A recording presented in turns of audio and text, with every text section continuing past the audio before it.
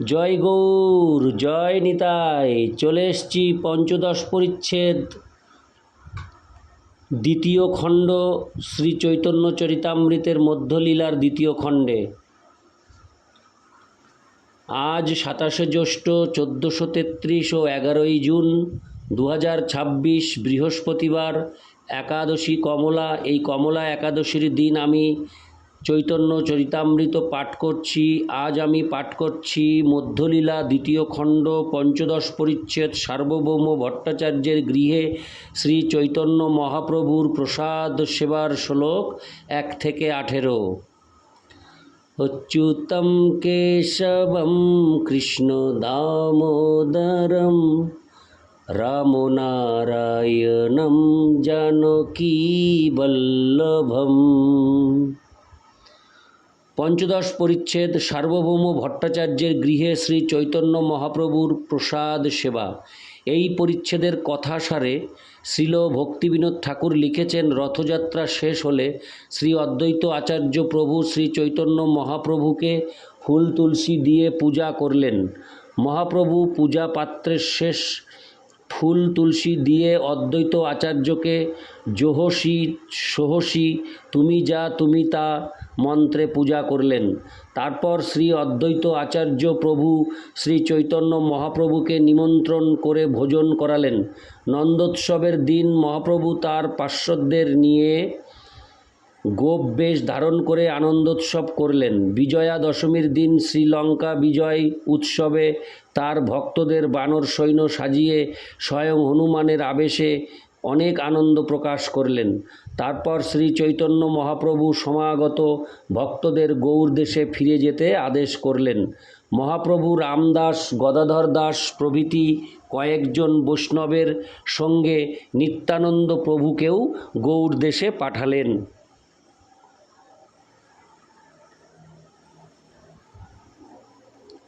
হরে কৃষ্ণ। পরে অনেক দৈন্যাক্তির সঙ্গে শ্রীবাস ঠাকুরের হাতে তার জননীর জন্য প্রসাদ বস্ত্রাদি পাঠালেন। রাঘব পণ্ডিত, বাসুদেব দত্ত, কুলীন গ্রামবাসী ভক্তরা প্রভৃতি সমস্ত বৈষ্ণবেরই অনেক গুণ ব্যাখ্যা করে বিদায় দিলেন। রামানন্দ ও সত্যরাজের প্রশ্নোত্তরে শ্রী মহাপ্রভু গৃহস্থ বৈষ্ণবের পক্ষে শুদ্ধ নাম পরায়ণ বৈষ্ণব সেবায় অনুমতি দিলেন। তিনি খণ্ডবাসী বৈষ্ণবদের সেবা নির্দেশ দিলেন।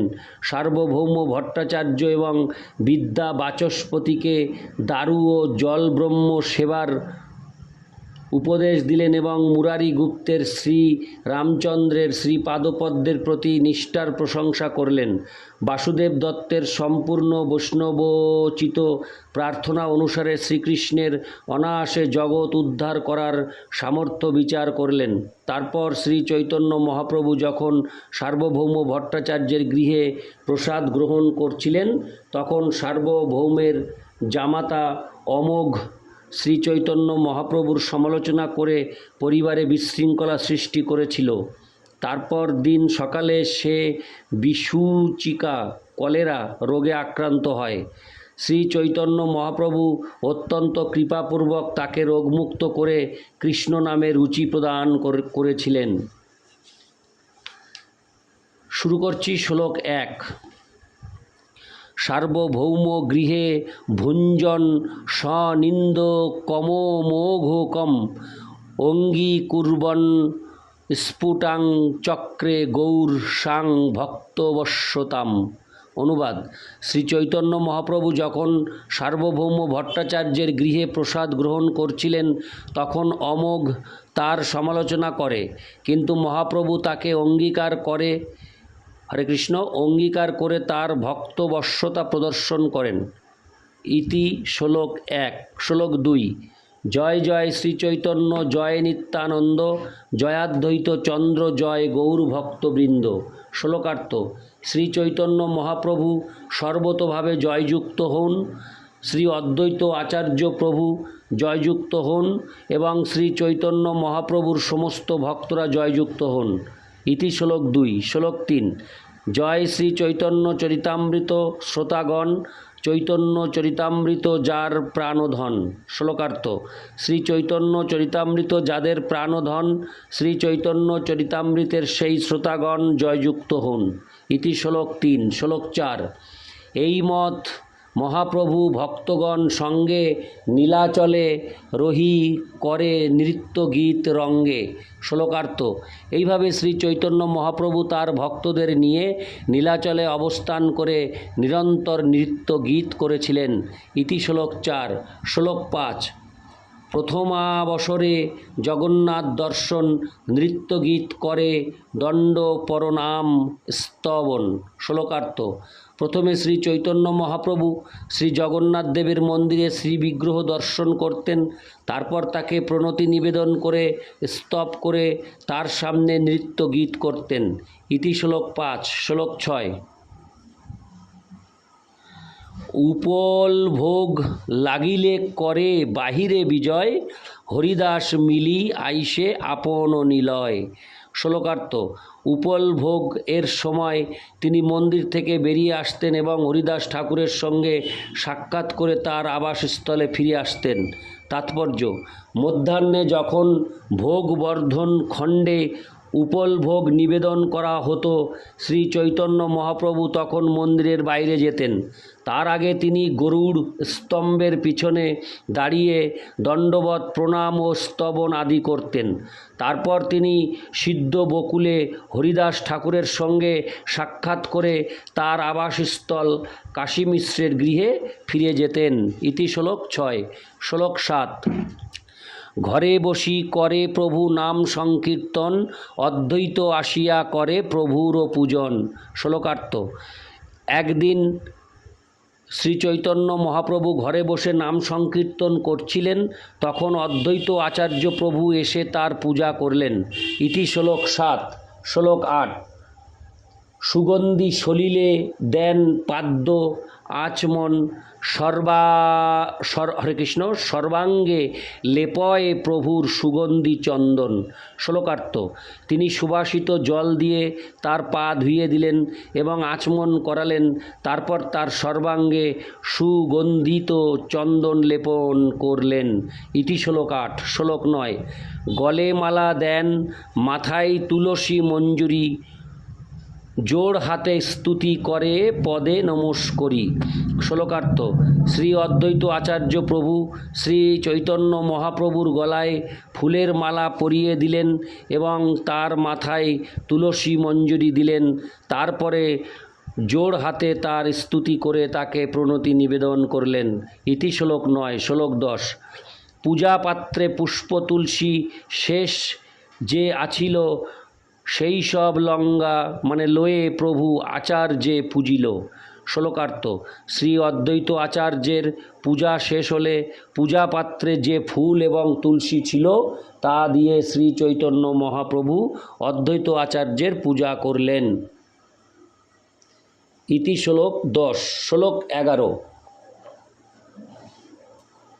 জোহসি সোহসি নমঃস্তুতে, এই মন্ত্র পড়ে মুখ বাদ্য করি প্রভু হাসায় আচার্যেরে। শ্লোকার্থ: জোহসি সোহসি নমঃস্তুতে, তুমি যে হও সে হও, তোমাকেই আমি নমস্কার করি। এই মন্ত্র পড়ে অদ্বৈত আচার্যের পূজা করলেন, মুখ বাদ্য করলেন এবং তা শুনে অদ্বৈত আচার্য হাসতে লাগলেন। ইতি শ্লোক 11। শ্লোক 12। এই মত অন্যন্যে করেন নমস্কার, প্রভুরে নিমন্ত্রণ করে আচার্য বারবার। শ্লোকার্থ: এইভাবে অদ্বৈত আচার্য এবং শ্রী চৈতন্য মহাপ্রভু পরস্পরকে নমস্কার করলেন। তখন শ্রী অদ্বৈত আচার্য প্রভু বারবার শ্রী চৈতন্য মহাপ্রভুকে নিমন্ত্রণ করলেন। ইতি শ্লোক 12। শ্লোক 13। আচার্যের নিমন্ত্রণ আশ্চর্য কথন, বিস্তারী বর্ণিয়াছেন দাস বৃন্দাবন। শ্লোকার্থ: শ্রী অদ্বৈত আচার্যের নিমন্ত্রণ সত্যই অত্যন্ত আশ্চর্যের কাহিনী, তা বিস্তারিতভাবে বৃন্দাবন দাস ঠাকুর বর্ণনা করেছেন। ইতি শ্লোক 13। শ্লোক 14। পুনরুক্তি হয় তাহা না কইলু বর্ণন, আর ভক্তগণ করে প্রভুরে নিমন্ত্রণ। শ্লোকার্থ: পুনরুক্তি হবে বলে অদ্বৈত আচার্যের সেই নিমন্ত্রণের কাহিনী আমি আর বর্ণনা করলাম না, কিন্তু অন্যান্য ভক্তরা যে মহাপ্রভুকে নিমন্ত্রণ করেছিলেন সেই কথা আমি বর্ণনা করব। ইতি শ্লোক 14। শ্লোক 15। এক এক দিন এক এক ভক্তগৃহে মহোৎসব, প্রভু সঙ্গে তাহা ভোজন করে ভক্ত সব। শ্লোকার্থ: এক এক দিন এক এক ভক্তের গৃহে মহোৎসব হতো এবং শ্রী চৈতন্য মহাপ্রভুর সঙ্গে তার সমস্ত ভক্তেরা সেখানে ভোজন করতেন। ইতি শ্লোক 15। শ্লোক 16। 4 মাস রহিলা সবে মহাপ্রভু সঙ্গে, জগন্নাথের নানা যাত্রা দেখে মহারঙ্গে। শ্লোকার্থ: মহাপ্রভুর সমস্ত ভক্তেরা 4 মাস তার সঙ্গে থেকে মহা আনন্দে শ্রী জগন্নাথ দেবের নানা উৎসব দর্শন করলেন। ইতি শ্লোক 16। শ্লোক 17 ও 18। কৃষ্ণ জন্মযাত্রা দিনে নন্দ মহোৎসব,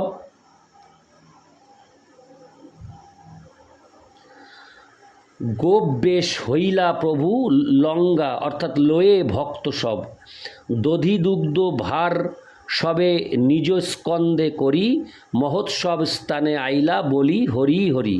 শ্লোকার্থ: শ্রীকৃষ্ণের জন্মতিথি জন্মাষ্টমীর পরের দিন নন্দোৎসবে শ্রী চৈতন্য মহাপ্রভু তার সমস্ত ভক্তদের নিয়ে গোপ বেশ ধারণ করলেন এবং কাঁধে করে দধি এবং দুগ্ধের ভার বহন করে তারা সকলে হরি হরি বলতে বলতে মহোৎসব স্থানে এলেন। ইতি শ্লোক 17 ও 18। अच्युतं केशवं कृष्ण दामोदरं रामनारायणं जानकी वल्लभं। जय गौर, जय निताई।